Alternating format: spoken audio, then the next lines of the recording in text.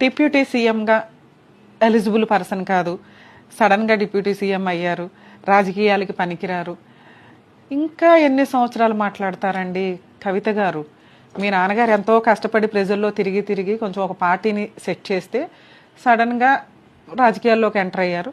పెద్దగా మీకు లీడర్షిప్లు కూడా ఇంకా రాలేదు, జైలుకి వెళ్ళడం తప్ప.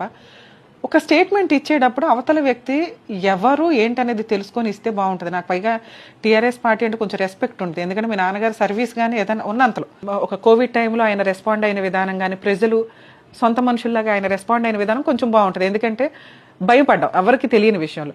మీకు ఇంకా రాజకీయాల గురించి పూర్తిగా తెలియదేమో అని నా ఉద్దేశం. మేబీ తెలిస్తే హ్యాపీ, ఎందుకంటే తెలిస్తే ఇలాంటి మాటలు మాట్లాడరని నేను అనుకుంటున్నా. పవన్ కళ్యాణ్ గారు ఎన్నో ఇయర్స్ నుంచి స్ట్రగుల్ అవుతూ ఎన్నో రకాల మాటలు తట్టుకొని ఉన్నంతలో ప్రజాసేవ చేసుకుంటూ సొంత డబ్బులతో, మనమేం తినేలేదండి, ఆయన సినిమాలు చేసుకున్న వచ్చిన డబ్బులతో రాజకీయాల కంటే ముందు నుంచే సర్వీస్ చేస్తారు. అందుకే ఆయనకు తెక్క ఉంది, దానికో లెక్క ఉంది అనుకుంటే వెళ్తారు. కానీ ఆయన సర్వీస్ ఆ రేంజ్లో ఉంటుంది. ఈ చేతితో చేస్తే ఇంకో చేతికి తెలియదట, అంత బాగా చేసుకుంటూ వెళ్తారు. ఇప్పుడేదో సోషల్ మీడియా వచ్చి జనాలకు అవేర్నెస్ వచ్చింది, కానీ ఆయన ఇంత చేశారు అంత చేశారని ఆయన దగ్గర తీసుకున్న వాళ్ళు బయటకు వచ్చి మాకు ఈ సహాయం చేశారండి అంటే ప్రవాహంలో కొట్టుకుపోతారు ఒక్కొక్క రాజకీయ నాయకులు. సో కొంచెం మాట్లాడేటప్పుడు 100 సార్లు ఆలోచించుకోండి. 2, ఎంత హీనమైన మాటలో మాట్లాడిన స్టేజ్లో కూడా భరించి ప్రజాసేవ కోసం అతని జీవితాన్ని త్యాగం చేసి ఈ రోజున వాళ్ళ అబ్బాయి హెల్త్ సీరియస్గా ఉంది, ఇట్లా యాక్సిడెంట్ అయ్యిందంటే మీరో నేనో ఇంకొకరు అయితే పారిపోతాం గబగబా, ఇవన్నీ తర్వాత ఇంకా 5 ఏళ్ళు ఉంటాం ఎప్పుడన్నా చేయొచ్చు అని.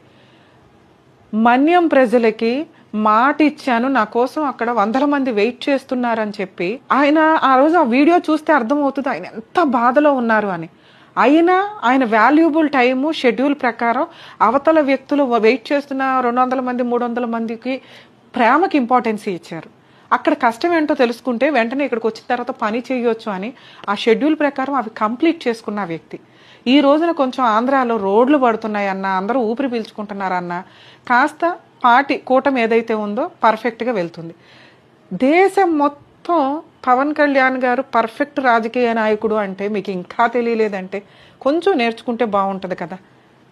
ఇలా ఎవరన్నా కొంచెం డౌట్ఫుల్గా ఉన్న వాళ్ళందరూ కూడా నిజాయితీగా అక్రమాలు చేయకుండా ప్రజాసేవ చేస్తే వాళ్ళు రాజకీయ నాయకులు కాదు అని అనుకుంటే కనుక కొంచెం చేంజ్ అవ్వండి.